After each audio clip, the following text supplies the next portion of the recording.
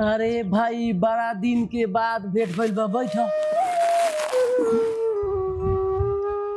का हो भाई, आज अकेले अकेले 2-4 महीना से तार बेटवा नइखे दिखाई देत। पहिले तो रोज छोड़े आवत रहलक। आजकल बहुत बिजी रहता है।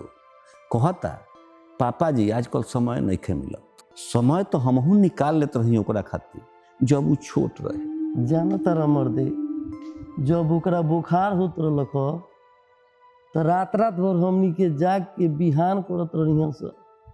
और जब फोन करेला तो लागता कि एहसान जता होता।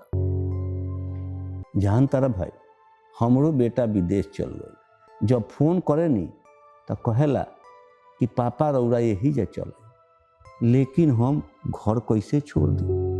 हर एक दीवार में ओकर आवाज गूंजेला।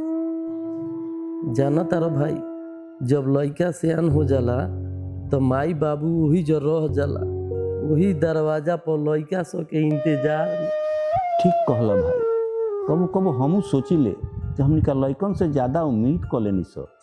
आकि वक्त बदल गई। जान तारा भाई, हमनिए का नहीं सर, हमनी खाने बहुत लोग बा जे लड़कन का याद में जिंदगी गुजार रहा बा। अब चले के भाई। ठीक बा भाई, चले के फिर काल मिलल जाई। कम से कम यहाँ बैठ के अपने लड़का के बारे में तो सोच सकता नहीं सर।